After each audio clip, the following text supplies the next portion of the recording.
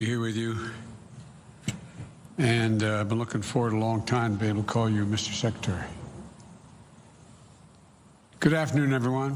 It's an honor to be back at the State Department under the eyes of the first American chief diplomat, Benjamin Franklin. And by the way, I want you all to know in the press, I was the Benjamin Franklin Professor of Presidential Politics at Penn. And I thought they did that because I was as old as he was. But I guess not. Anyway, all kidding aside, it's great to be here and stand alongside our most recent senior diplomat, Secretary Tony Blinken. Mr. Secretary, thank you for welcoming us today. We've worked together for over 20 years. Your diplomatic skills are respected equally by your friends and our competitors around the world. And they know when you speak for me. And so is the message I want the world to hear today. America is back. America is back. Diplomacy is back at the center of our foreign policy. As I said in my inaugural address, we will repair our alliances and engage with the world once again, not to meet yesterday's challenges, but today's and tomorrow's. American leadership must meet this new moment of advancing authoritarianism, including the growing ambitions of China to rival the United States and the determination of Russia to damage and disrupt our democracy. We must meet the new moment accelerating global challenges, from the pandemic to the climate crisis to nuclear proliferation, challenging the will only to be solved by nations working together and in common. We can't do it alone. We must start with diplomacy, rooted in America's most cherished democratic values, defending freedom, championing opportunity, upholding universal rights, respecting the rule of law, and treating every person with dignity. That's the grounding wire of our global policy, our global power. That's our inexhaustible source of strength. That's America's abiding advantage. Though many of these values have come under intense pressure in recent years, even pushed to the brink in the last few weeks, the American people are going to emerge from this moment stronger, more determined, and better equipped to unite the world in fighting to defend democracy, because we have fought for it ourselves. Over the past few days, we've been in close cooperation with our allies and partners to bring together the international community to address the military coup in Burma. I've also been in touch with Leader McConnell to discuss our shared concerns about the situation in Burma, and we are united in our resolve. There can be no doubt, in a democracy, force should never seek to overrule the will of the people or attempt to erase the outcome of a credible election. The Burmese military should relinquish power they have seized, release the advocates and activists and officials they have detained, lift the restrictions on telecommunications, and refrain from violence. As I said earlier this week, we will work with our partners to support restoration of democracy and the rule of law and impose consequences on those responsible. Over the past 2 weeks, I've spoken with the leaders of many of our closest friends: Canada, Mexico, the UK, Germany, France, NATO, Japan, South Korea, Australia, to reforming the habits of cooperation and rebuilding the muscle of democratic alliances that have atrophied over the past few years of neglect and, I would argue, abuse. America and alliances are our greatest asset. And leading with diplomacy means standing shoulder to shoulder with our allies and key partners once again. By leading with diplomacy, we must also mean engaging our adversaries and our competitors diplomatically, where it's in our interest, and advance the security of the American people. That's why yesterday the United States and Russia agreed to extend the New START treaty for 5 years. to preserve the only remaining treaty between our countries safeguarding nuclear stability. At the same time, I made it clear to President Putin, in a manner very different from my predecessor, that the days of the United States rolling over in the face of Russia's aggressive actions, interfering with our elections, cyber attacks, poisoning its citizens, are over. We will not hesitate to raise the cost on Russia and defend our vital interest and our people. And we will be more effective in dealing with Russia when we work in coalition and coordination with other like-minded partners. The politically motivated jailing of Alexei Navalny and the Russian efforts to suppress freedom of expression and peaceful assembly are a matter of deep concern to us and the international community. Mr. Navalny, like all Russian citizens, is entitled to his rights under the Russian Constitution. He's been targeted for exposing corruption. He should be released immediately and without condition. We'll also take on directly the challenges posed by our prosperity, security, and democratic values by our most serious competitor, China.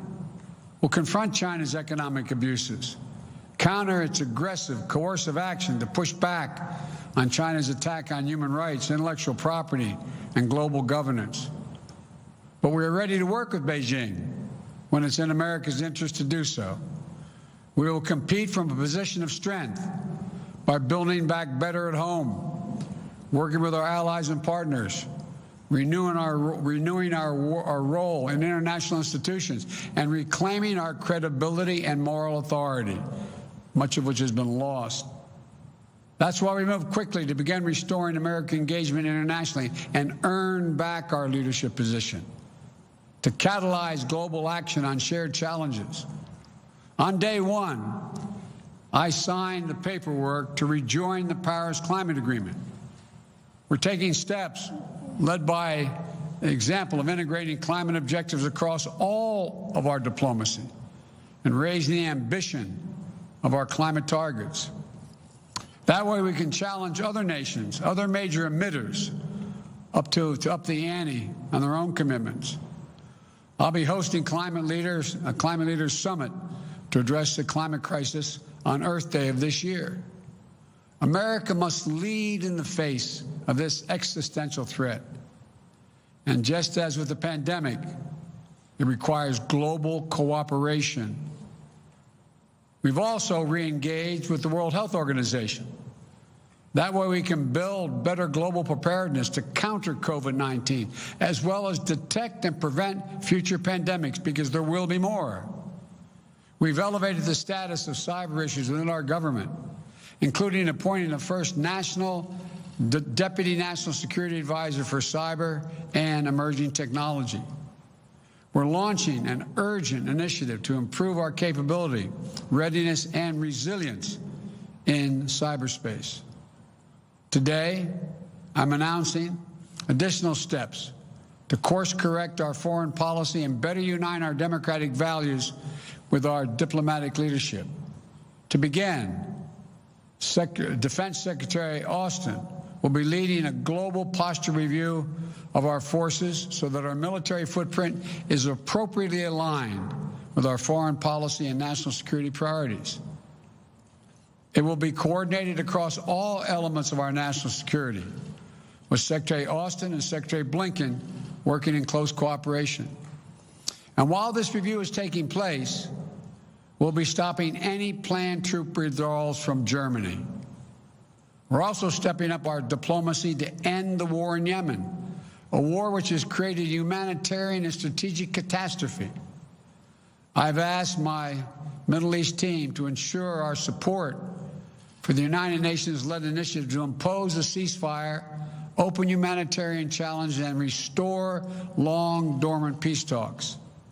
This morning, Secretary Blinken appointed Tim Lenderking, a career foreign policy officer, as our special envoy to the Yemen conflict, and I appreciate him doing this. Tim has lifelong experience in the region. and he'll work with the UN envoy and all parties of the conflict to push for a diplomatic resolution. And Tim's diplomacy will be bolstered by USAID working to ensure that humanitarian aid is reaching the Yemeni people who are suffering unendurable devastation. This war has to end. And to underscore our commitment, we are ending all American support for offensive operations in the war in Yemen, including relevant arms sales. At the same time, Saudi Arabia faces missile attacks, UAV strikes, and other threats from Iranian-supplied forces in multiple countries. We're going to continue to support and help Saudi Arabia defend its sovereignty and its territorial integrity and its people. We also face a crisis of more than 80 million displaced people suffering all around the world. The United States' moral leadership on refugee issues was a point of bipartisan consensus for so many decades when I first got here. We shine the lamp of liberty on oppressed people. We offered safe havens for those fleeing violence or persecution. And our example pushed other nations to open wide their doors as well. So today, I'm approving an executive order to begin the hard work of restoring our refugee admissions program to help meet the unprecedented global need. It's going to take time to rebuild what has been so badly damaged, but that's precisely what we're going to do. This executive order will position us to be able to raise the refugee admissions back up to 125,000 persons for the first full fiscal year of the Biden-Harris administration. And I'm directing the State Department to consult with Congress about making a down payment on that commitment as soon as possible. And to further repair our moral leadership, I'm also issuing a presidential memo to agencies to reinvigorate our leadership on the LGBTQI issues and do it internationally. You know, we'll ensure diplomacy and foreign assistance are working to promote the rights of those individuals, included by combating criminalization and protecting the LGBTQ refugees and asylum seekers. Finally, to successfully reassert our diplomacy and keep Americans safe, prosperous, and free, we must restore the health and morale of our foreign policy institutions. I want the people who work in this building and our embassies and consulates around the world to know I value your expertise and I respect you, and I will have your back. This administration is going to empower you to do your jobs, not target or politicize you. We want a rigorous debate that brings all perspectives and makes room for dissent. That's how we'll get the best possible policy outcomes. So with your help, the United States will again lead, not just by the example of our power, but by the power of our example. That's why my administration has already taken the important step to live our domestic values at home, our democratic values at home. Within hours of taking office, I signed an executive order overturning the hateful, discriminatory Muslim ban, reversed the ban on transgender individuals serving in our military. As part of our commitment to truth, transparency, and accountability, we stated on day one, we started in day one with daily briefings of the press from the White House. We've reinstituted regular briefings here at State and at the Pentagon. We believe a free press isn't an adversary. Rather, it's essential. A free press is essential to the health of a democracy. We've restored our commitment to science and to create policies grounded in facts and evidence. I suspect Ben Franklin would approve. We've taken steps to acknowledge and address systemic racism and the scourge of white supremacy in our own country. Racial equity will not just be an issue for one department in our administration. It has to be the business of the whole of government and all our federal policies and institutions.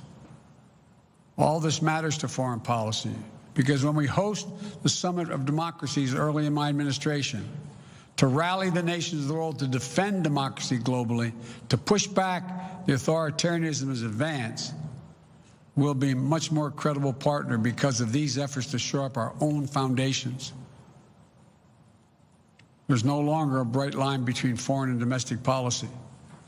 Every action we take in our conduct abroad, we must take with American working families in mind. Advancing a foreign policy for the middle class demands urgent focus on our domestic economic renewal. And that's why I immediately put forth the American Rescue Plan to pull us out of this economic crisis. That's why I signed an executive order strengthening our Buy American policies last week. And it's also why I work with Congress to make far-reaching investments in research and development of transformational technologies.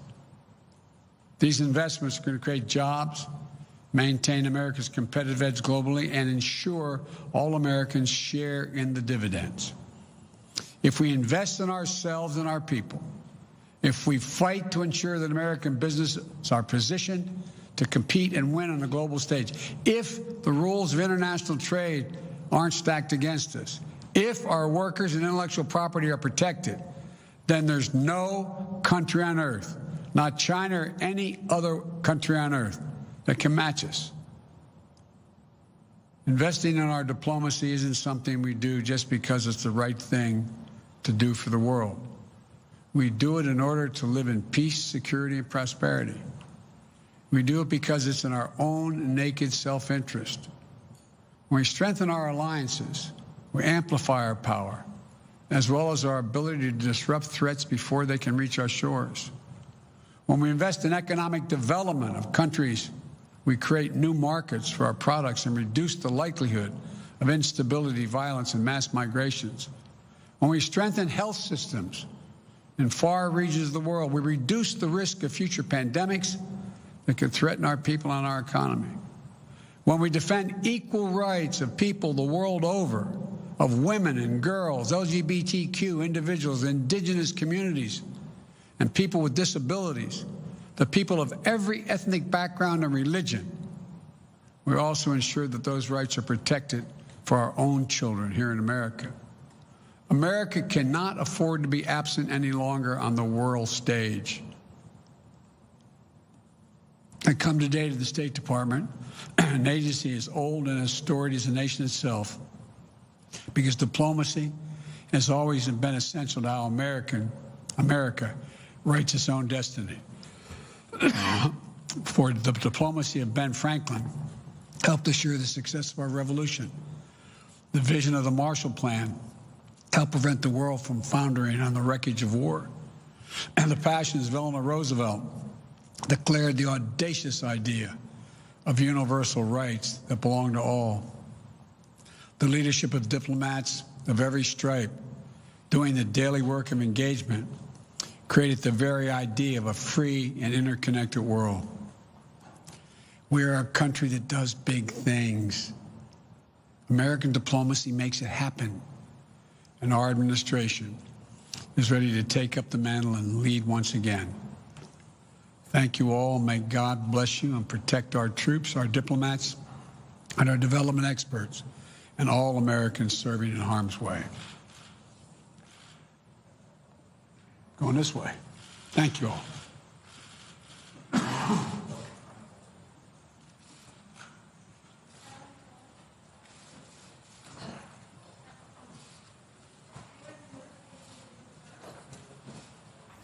Okay.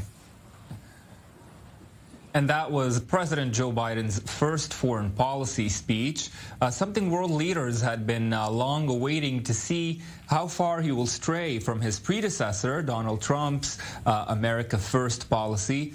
The president touched on numerous subjects, and with me now to break it down is our senior U.S. correspondent, Mike Wagenheim. He joins me in New York. He also listened to Biden's speech. Mike,